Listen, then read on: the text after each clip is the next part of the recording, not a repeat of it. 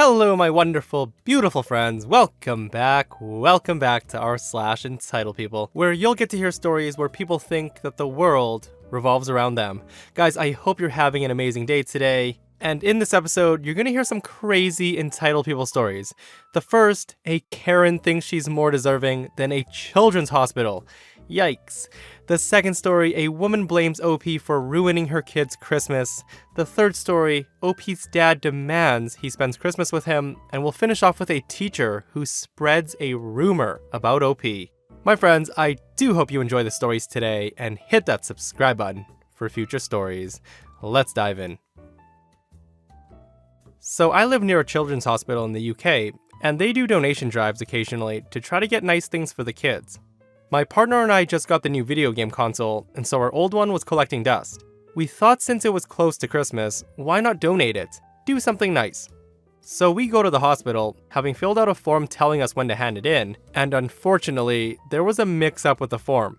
We had filled it in for a different hospital and weren't allowed to hand it in on that day due to infection control. A bit annoying, but never mind. We rebook for the next day and turn to leave. So enters Karen. She was behind us waiting for her own form, so she must have heard our discussion. A few seconds later, she followed us out to the car park and called out. She says, "Excuse me, did I hear you're giving away a gaming console?" I replied, "Yeah, well, we were going to, but we got a little bit mixed up." She replied, "So you don't need it anymore?" I replied, "Nah, but we're booked in for tomorrow, so it'll be okay. We're coming back to donate it." She then says, "Why don't you give it to me? I could give it to my son for Christmas." "I'm sorry, we just wanted to give it to the hospital. Do some good, you know?" Karen responds, "Are you saying that this wouldn't be doing any good? We've had a horrible year this year, and this would be an amazing gift for my son. He would love it." My fiance stepped in to help and said, "Listen, lots of people have had a bad year. We just feel that the hospital is the best place for it." She continues on and says, "Why? I'm in need too. It isn't fair to give everything to those kids. My son has been good all year, and he deserves it more." My fiance told her it's not a competition and we're giving it to the hospital, and she replied that we're so rude that we should give things to people who need them. If they're in a hospital, they don't need games. What a stupid idea. Fiance says, "Sorry, like she said, we're booked in for tomorrow. We're going to get our bus now." At this point, he helped usher me away from her. I'm not great with confrontation, so she kept calling out to us as we left about how her son was more deserving than the kids in the hospital, and how it was rude of us to ignore her. It was pretty awful. Sorry if I'm not great at telling the story, and we did go back the next day to very grateful nurses, so it's a happy ending. That is some entitlement, guys. Listen, I would not be surprised if that woman took the console and just sold it for money for herself, saying that she deserves it more than her son. Guys, this comment warms my heart so much. This person says, "Thank you so much for doing that. Every little thing like that, no matter how small, makes children in the hospital happy.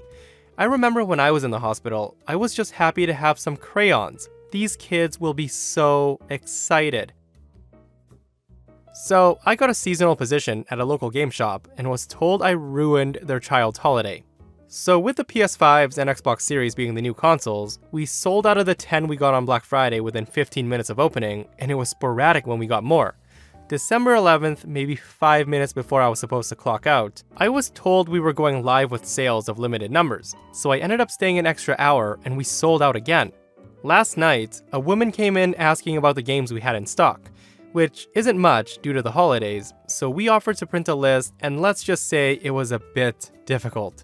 So not only did she not take the said list, she got mad because I scanned every game case she brought up only to tell her it's not in stock. The woman says, "Why are the cases on the wall then if it's not in stock? That makes no sense to keep them up there." I told her I agree, however, my boss's boss wants us to keep all the game cases up. If you'd like, we can order them on the store's website and have them shipped to your home. Another option is I can check out other stores. The woman asked if it will be at her home before Christmas, and I said, I can't guarantee that. I can check other stores. She then asked, "Well, how far would I have to drive?" About 30 minutes for Town A and 45 minutes for Town B. They both have 2 of the games you want in stock. She said, "That's too far, and I have other things to do." I told her I can have it shipped to her home, but there's no guarantee it'll be there by Christmas. And she asked, "Why even have them shipped if there's no guarantee? You can just go pick them up for me." I replied, "I'm pretty sure that's against company policy. If you want, I can sell you a gift card in place of the games. That way after Christmas, whoever the games are for can come in and pick out the games they want." The woman says, "Fine, let's do that. At least this way, I can tell my kid that you were the one that ruined their Christmas." So after she left, I went to put back the stack of games she brought up, only to find out that she also messed up the shirts and collectibles. Of course OP ruined her kid's Christmas by not having the game in stock. There's no way that she ruined it by poor planning on her part. I can't get enough of these stories, guys. I really can't. I can't. I was raised by a single father with whom I rarely saw eye to eye. He tried to mold me into his views of traditional masculinity, the good and the bad. He'd praise me when I excelled in certain roles like a handyman or a football player, but then be dismissive over crying or being bullied at school. He took his role as the disciplinary figure very seriously, even during the holiday season. So my dad always throws a party for our family every Thanksgiving and Christmas. He provides great food, and some of my relatives are pretty decent. However, my dad is a terrible host. He had everyone come over, including the people who are toxic to be around, and I swear, every year there's always some fight about the pettiest of things. On top of that, my dad pretty much makes all the parties about him. He tries to micromanage a lot of activities, from the movies we'd watch to whatever we made our conversation about. The worst was when he'd brag about me sounding like he molded me into his views on traditional masculinity. He will brag about the time I was the MVP in youth football, even though I hated it. Or that I kicked ass in martial arts, even though that's not what it was about. When I mention achievements I'm actually proud of, like taking up creative writing or a new book I'm reading, he'll pay no heed. My dad says he's happy I have a girlfriend, but also that he's glad I did not turn out LGBT. As far as gifts go, he'd only get me things that he approved of, whether I wanted them or not. New boxing gloves? Heck yeah. A PS4 or a 3DS? Could be worse. A journal or the entire Harry Potter book series? No. He refuses that stuff because, quote, "I will not do that to you." Basically, I've come to associate the holidays with my dad asserting more dominance than usual and being forced to interact with toxic family members.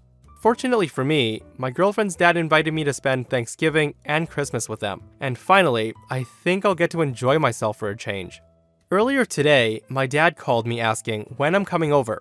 I told him I already said I wasn't coming, that I'd be going to my girlfriend's place.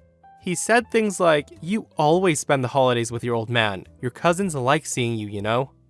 I tried to argue that inviting family over might not be the best idea anyway, due to the pandemic. He called BS on that, since I don't seem to be worried about giving my girlfriend COVID. Then my dad went on this tirade. He says, "Oh, I see how it really is. You think I'm a terrible father, right? You'd rather throw me and your whole family under the bus when all we want to do is spend the holidays with you. I'm offering you free food and family time, but you'd rather piss it all down the drain than be grateful that I'm even allowing you into my home. You're welcome, by the way." I've told my dad many times how bad he makes me feel about myself or even just in general. He'd argue, "I gave you everything you needed to survive in this tough world. If I made you feel that bad, how'd you get so good at karate?" He's also said, "You would not know how to get a girlfriend if it weren't for me." In other words, my feelings are invalid because I still succeeded in some aspects of my life. I hate it when my dad guilt trips me like this because as much as everyone's told me he's wrong, there's some part of me that feels like I should feel guilty.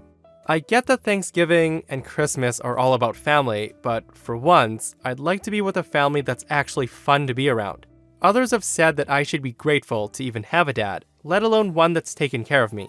That's like saying having a dog that barks and bites you is better than being petless. I don't know, I just want a nice holiday season for once. My grandma is an interesting individual. One may place her in the Karen category. She's from a small town where you're either very well off and waspy, or you smoke crack and live in an old school, made into an apartment building. She's on the waspy side. She knows everything and everyone and will always find something about you to nitpick at. Fun times. The best times was in 8th grade. She was a math teacher for my school for junior high, and oh boy, was that a dandy time. Because that I was her granddaughter, that was a huge target on me. Every day she would watch me like a hawk and wait for the split second that I would look away and then shout, "OP, pay attention. Don't make me tell your mother you're goofing off in my class." And the whole class would giggle. She would grin and her ego would inflate like swim shorts when you first walk into the water. One time, I accidentally wore slippers to school, and for the rest of the school year, she would bring it up like, "Can you not remember the equation like you couldn't remember your shoes?" Cue malicious grins and laughters from her and other students. But the straw that broke the camel's back was when I first got a boyfriend. So, a bit of backstory here. I was held back in kindergarten, so I'm a year older than everybody in my 8th grade class. I was dating a boy in the 10th grade, but he skipped ahead a grade, so he's actually a year younger than his 10th grade class. This made our age difference only to be about a year apart. However, from an outside perspective, when you first hear a 10th grade boy's dating an 8th grade girl, I'm sure your first reaction would be, ew. And boy did my grandma eat that up like it was her last meal. Anytime we would visit, she would make side comments like, "We know OP prefers older men, right OP?" Or, "If it was my child, I certainly wouldn't approve, but I guess times are a little different." It was annoying, but it wasn't interfering with my life.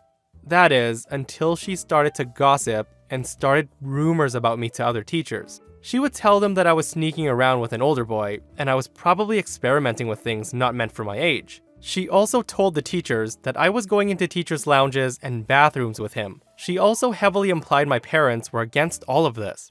During lunch, I'd get asked by girls if it was true that I'd done certain sexual things. If I was in class and would ask a teacher to use the restroom, they would refuse. And if they did let me go, they would interrogate me for several minutes just to make sure I wasn't sneaking off to do it with my older boyfriend. Before any of this, I was literally a fly on the wall and was completely fine with that. Now I'm miserable and felt completely helpless. After coming home crying for who knows how many days in a row, my mom got fed up. I remember her screaming, "That's it," grabbing her keys and storming out the door. When she returned, she said that grandmother would not be bothering me anymore. Once I got older, she told me a brief summary of what happened. Basically, my mom arrived and approached her calmly, explaining to her that I was her child and she has full control of the situation. She even explained the age difference.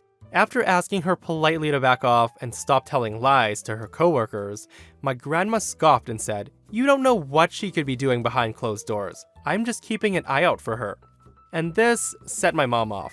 She told me that she started yelling at my grandma about shaming her own granddaughter and how miserable I was.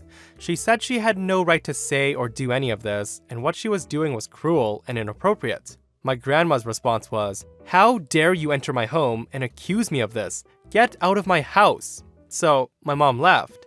And how did this all end? Like you would expect, grandma acts like it never happened. She never brings it up, avoids the conversations if she's around, and it's irritating, but at the same time, it's expected.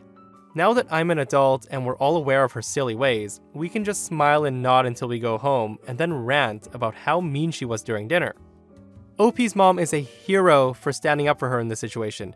I can't believe OP's grandma would start rumors about her own granddaughter. She definitely sounds like a wonderful, wonderful grandma. And that, my friends, brings us to another end of our / Entitled People.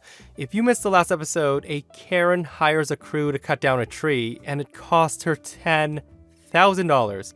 Check it out if you haven't, and I'll see you guys in the next one. I love you.